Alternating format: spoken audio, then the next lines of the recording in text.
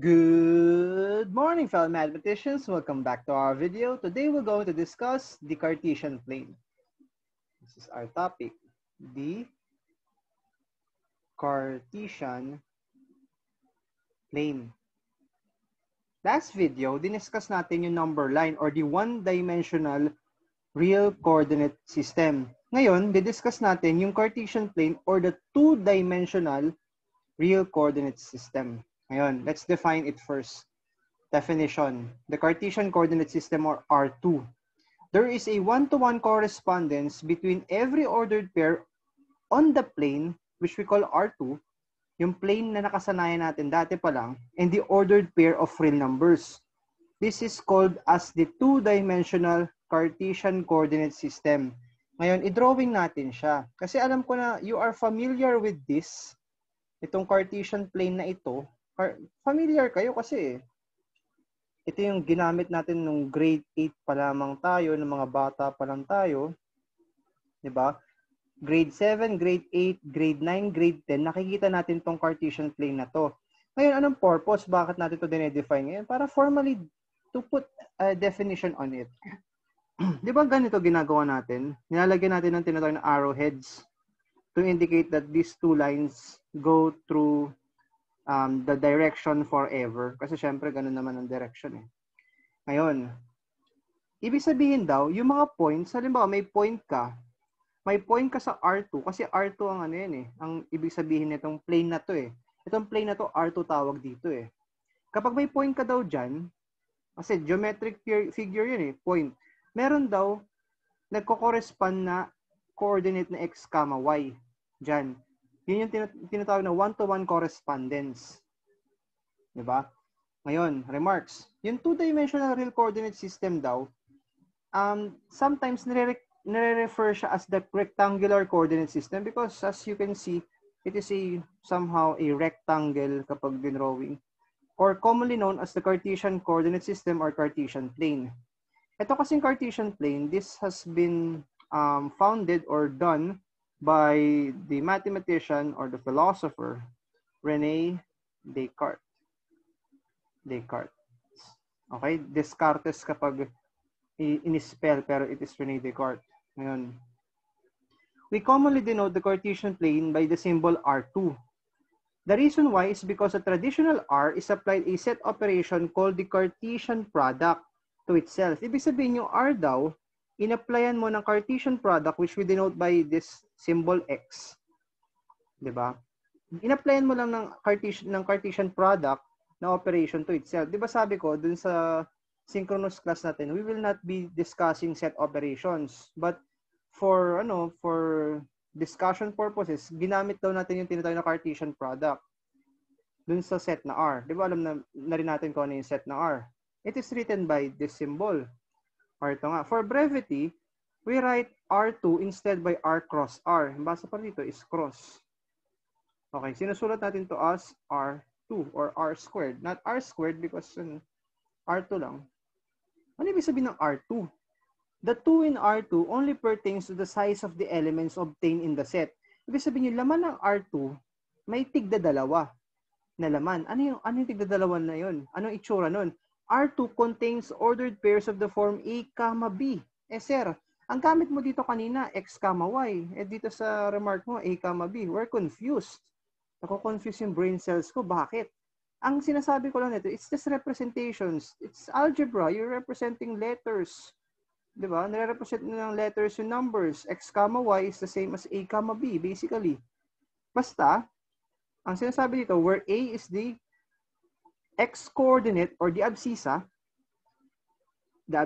yun yung A, yung first coordinate, and B is called the y-coordinate or the ordinate. Okay? Yun ang gusto sabihin nun. Ito naman dito, si x daw yung abscissa,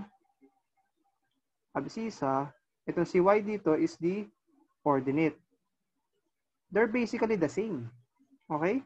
We use the term ordered pair to pertain that this coordinates has two elements. Dalawa. Halimbawa, ikaw solo ka. Tapos may partner ka. Pair kayong dalawa. Tama? Yun lang ibig sabihin nito. Kaya siya R2 because it only pertains to the size. Okay? Ngayon. Remark number 4. The axis divide the plane into 4 parts called quadrants. Di ba alam natin, ang tawag dyan is quadrants. Ngayon, magkakaroon tayo ng ibang, mag-drawing tayo ng ibang Cartesian plane dito sa gilid. Kasi magkakaroon tayo ng representations. Ayan. Ito may Cartesian plane ulit tayo. Okay. Ayan. Nakapag-drawing ulit tayo ng Cartesian plane. Ngayon, lagyan natin to ng arrowheads to indicate that these are lines.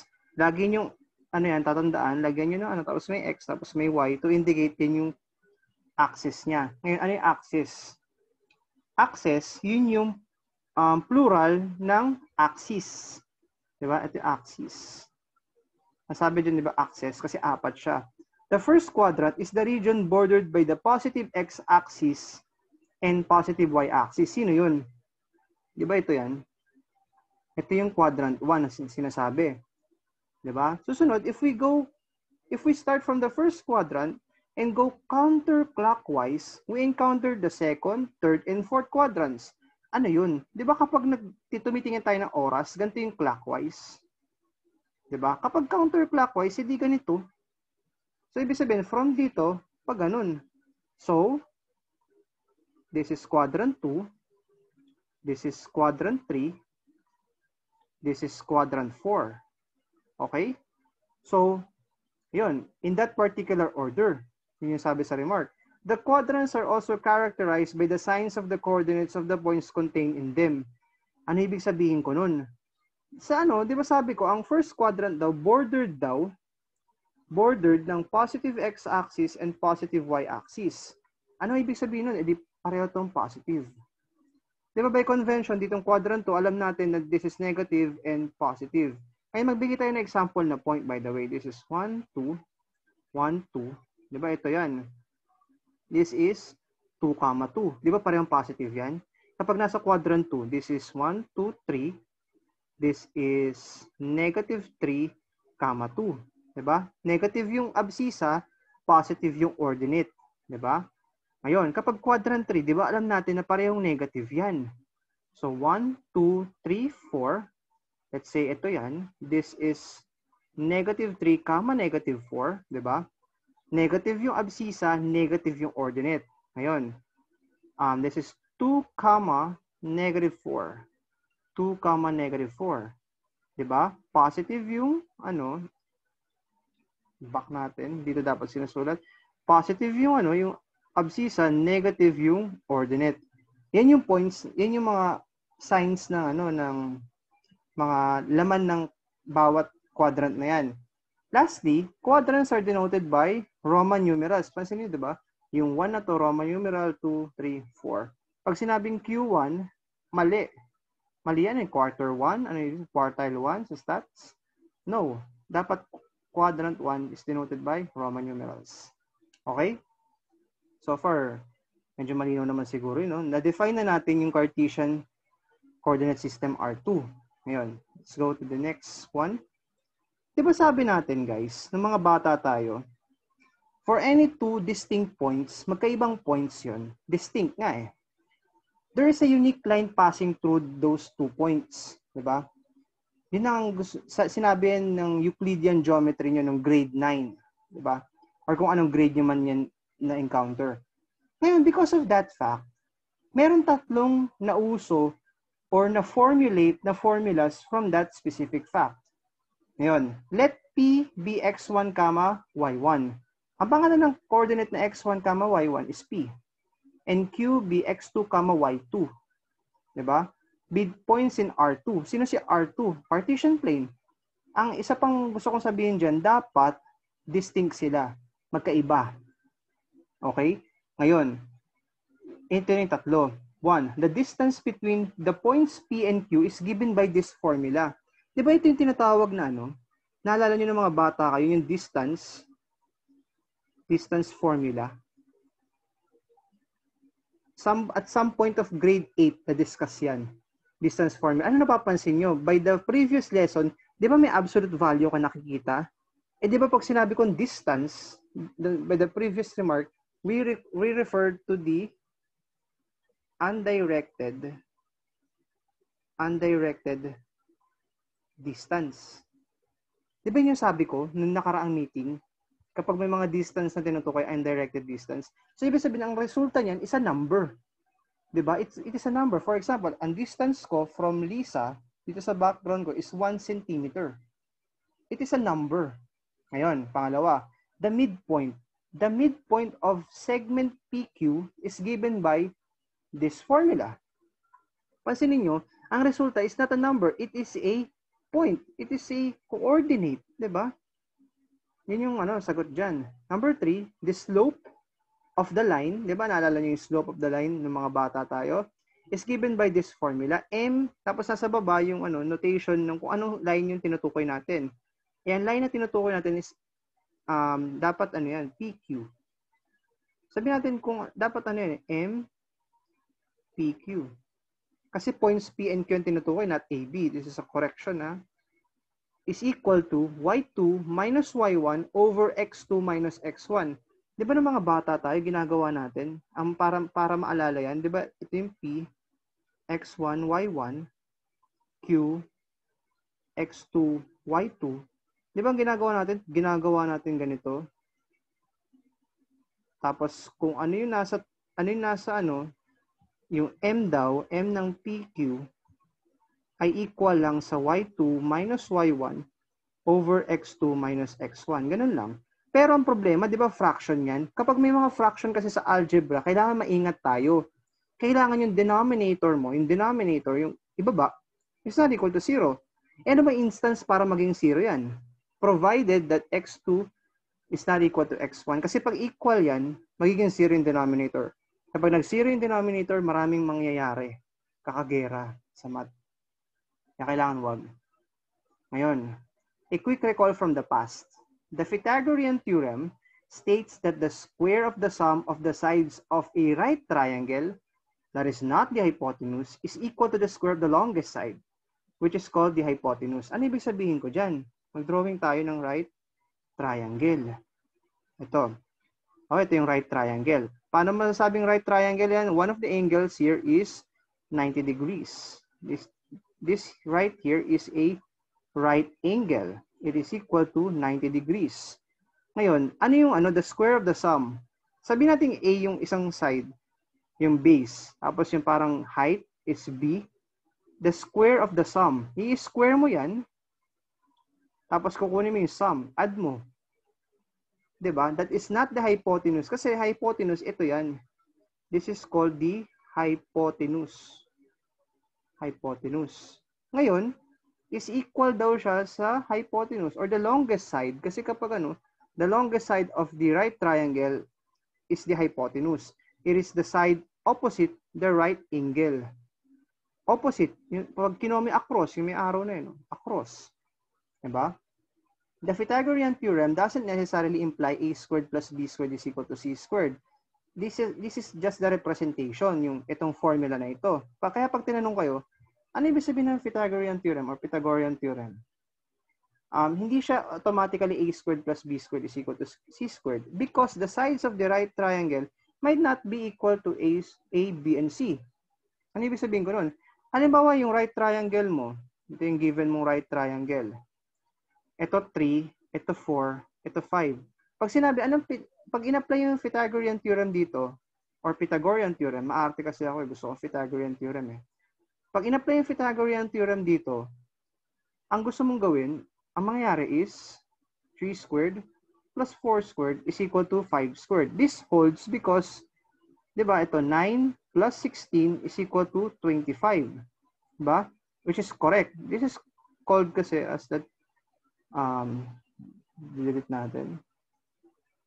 This is what we call the Pythagorean triples. One of the Pythagorean triples. Marami yan. Kaya siya nag-hold. Hindi ko inulaan yung mga numbers na yan. So, na-recall na natin kung ano yung Pythagorean theorem, no? Bakit nga ba natin siya nire-recall? Kasi, dinefine na natin yung distance formula, yung midpoint, saka yung slope. Anong gamit ng Pythagorean theorem? Ngayon, punta tayo sa next slide natin. Ngayon, gusto ko kasi i-prove yung distance formula. What do I mean by proof? Patunayan sa inyo. kung bakit siya nag-hold. Ngayon, mag-drawing tayo ng Cartesian plane. Ito, Cartesian plane. Mag-drawing tayo ng Cartesian plane. Okay, ito. Let's say, yan, perfect. Ngayon, pipili tayo ng point dito. Let's say, ito yon. Ito yung point na to. By the way, pag nagdo-drawing tayo ng Cartesian plane, always put arrowheads. Gusto ko maging practice nyo na rin yan kapag kayo ay nagsusulat ng sarili nyo. Ngayon, let's say this is point P2. Anong coordinates niya? X2, Y2. Let's say ito si point, let's say ito. Ito si point P1. Ang coordinate niya is X1, Y1. Ngayon, di ba sabi ko, for any two distinct points, there is a unique line or segment, di ba? Kasi portion lang siya nun that passing through those two distinct points. Palitan natin yung kulay. Saan natin to? No, this dapat, we're drawing a segment right here. Ito. Di ba may nagpapass daw dyan na ano? Okay, yan. Perfect yan. Susunod, di ba, mapapansin nyo, di ba line yan? Line yan, di ba? So, wala naman tayo, palit tayo ng kulay. Okay. Ngayon, paano natin matitrace yan? Ito si X2, ito si Y2, pansinin nyo, ito si X1, ito si Y1. Pansinin nyo, di ba? Kapag nag-drawing ako, palitan natin yung kulay. Let's say, let's have color green. I-green natin. Kapag ginawa natin to, may parang broken line. Tapos let's say this is in the color, let's say blue. Ito. Pag pinagtagpo natin siya dito, pansinin nyo, may parang point dun sa gitna. 'Di ba? Itong point na ito. Itong point na ito. Sino yan? Tawagin natin siyang Q. Anong absisa niya? Papansinin nyo. 'Di ba nakatapat siya kay X2? Ito oh. So, absisa niya is X2. Anong ordinate? 'Di ba nakapantay siya sa Y1? Ito si Y1 oh. So, Y1. Tama? Nakikita niyo yung gusto kong sabihin? So, ano napapansin niyo? This is a right triangle. This is a right triangle. So, anong pwedeng gawin natin?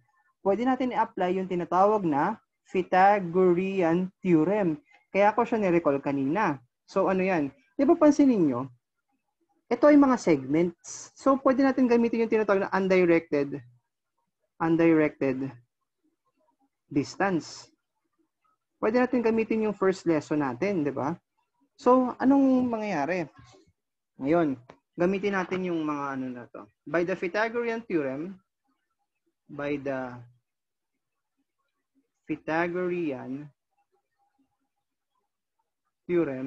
pwede natin gamitin yung P1 to P2, yung undirected distance yan, squared, kasi yan yung hypotenuse, pansinin nyo, is equal to the undirected distance from P1 to Q squared plus Q to P2 squared.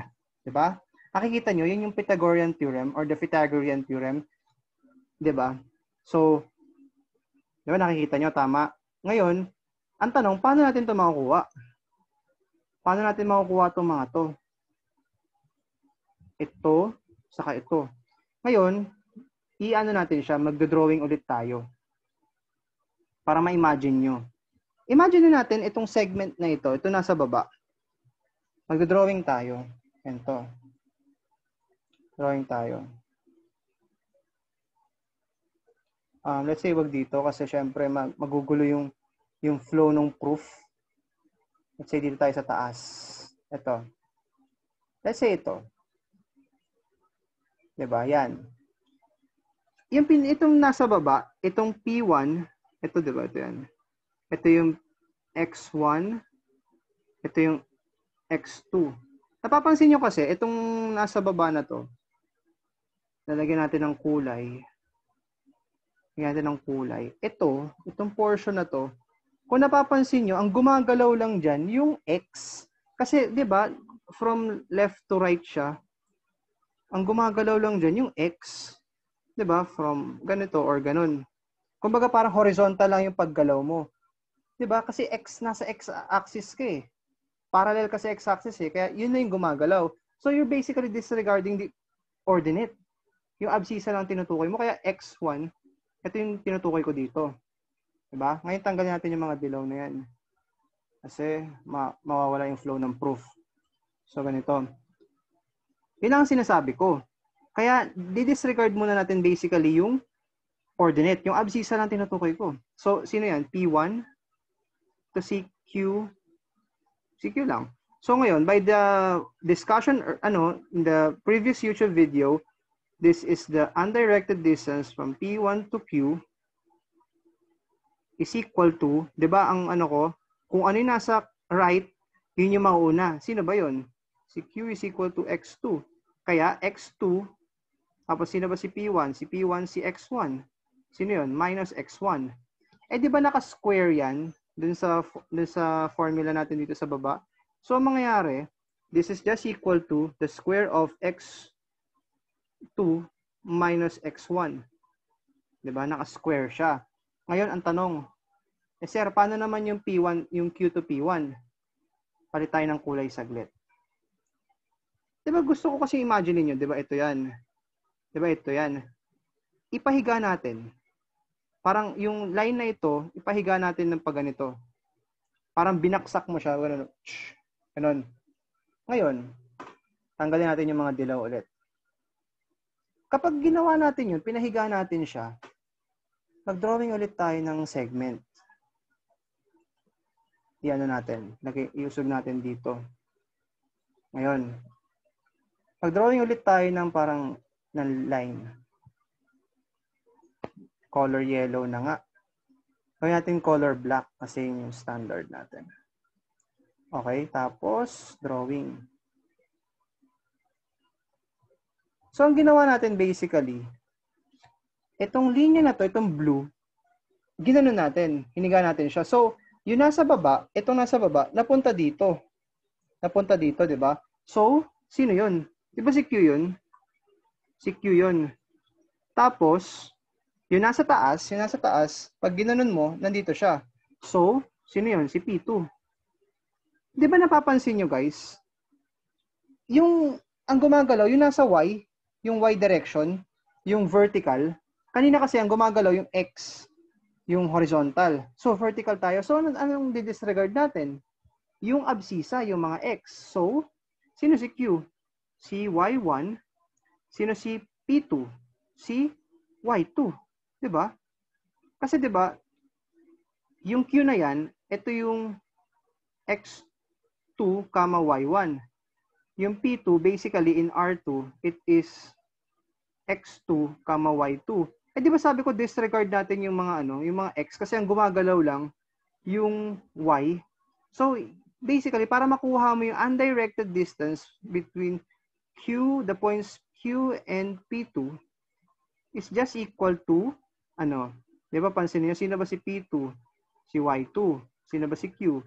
Si Y1. So Y2 minus Y1. Di ba? Eh naka-square. Ito naka-square siya. Ano mangyayari? Plus Y2 minus Y1. Quantity squared. So, 'di ba nakikita niyo na yung nakikita niyo na 'di ba? Parang nasa-satisfy na yung distance formula. Ngayon take the square root of both sides. Kapag tinake mo yung square root of both sides, so lagyan natin ng segment pala 'yun. P1, P2 is equal to the square root ng absolute value of x2 minus x1 squared plus y2 minus y1 quantity squared. Naka-square root. Pero, diba, but, kapag nagtitake ka ng square root ng absolute value, ng square ng absolute value, is just equal to, pag ini-square mo yung walang absolute value. Tama ba? Kasi square siya eh. Palaging positive. Kasi kapag nag-i-square ka ng number, palaging positive yan. Diba? So, parang equal lang din sila. Bakit? Ano ibig sabihin ko yan? Halimbawa, 4 minus 3 equal yan sa absolute value ng 1. Pag ini-square mo, by the way. Yeah, 1 squared is equal to 1. Pero kapag ini-square, pag ginawa mo lang to, 4 minus 3 is equal to 1. Tapos ini-square mo, di ba pareho lang sila ng kakalabasan na 1? So parang ganun lang din ang ibig sabihin ko. Susunod. Ganun din, similarly, dun sa pangalawang absolute value is equal to y2 minus y1 squared. Diba? So basically, we can write the distance formula as this one. Therefore, we can write this as the square root of x2 minus x1 squared plus y2 minus y1 squared. Ayan. So, we basically have proven the distance formula. Diba? Alam po medyo nakakalito tong part na ito. Itong pag-formulate ng points na yan. Itong part na ito. Medyo nalilito pa kayo dito sa portion na ito. Okay. Ito nalilito pa kayo dito, saka yung dito. Paano nakuha ito, saka ito. Diba? Yan lang ang sinasabi nito. Itong explanation na to. Diba? Ito nasa taas na ito. Ito. Yun ang explanation nila. So, ngayon, na-prove na natin siya. So, anong remark natin before we end this discussion? Since we are talking about the undirected distance between the points P1 and P2, we can interchange the order of subtraction for each parenthesis inside the radical. And equal lang daw sila, basically. Kahit x2 minus x1, pwede rin x1 minus x2. Diba? Ngayon, napapansin nyo ko pala kanina, doon sa proving natin, gumamit ako ng symbols na ganito sa ganito. Ngayon, ano ibig sabihin nun? Sa remark, balik tayo sa remark. In mathematical logic, the symbol, yung tatlong tuldok na yan, means therefore. Ibig sabihin, you're concluding something. Kaya kapag nagsasagot kayo, kapag patapos na kayo, kung gusto nyo lagay ng ganitong symbol, okay lang. You are ending a statement by its desired conclusion. And the symbol, palitan natin ng black nga kasi nakadilaw tayo. Ito, ibig sabihin lang yan, therefore. Kapag ginamit mo itong ganitong symbol, box na fill in mo, this means you are ending an argument or more formally a proof. Ibig sabihin lang yan, end of proof. End of proof. So basically, guys, that's the discussion. The examples of the usage of the distance formula, ayan. This formally ends the discussion. Yung example ng distance formula, paggamit ng distance formula, the midpoint formula, and the slope of a line will be discussed in the next video. I hope you learned something today, and peace out, mathematicians. Good night.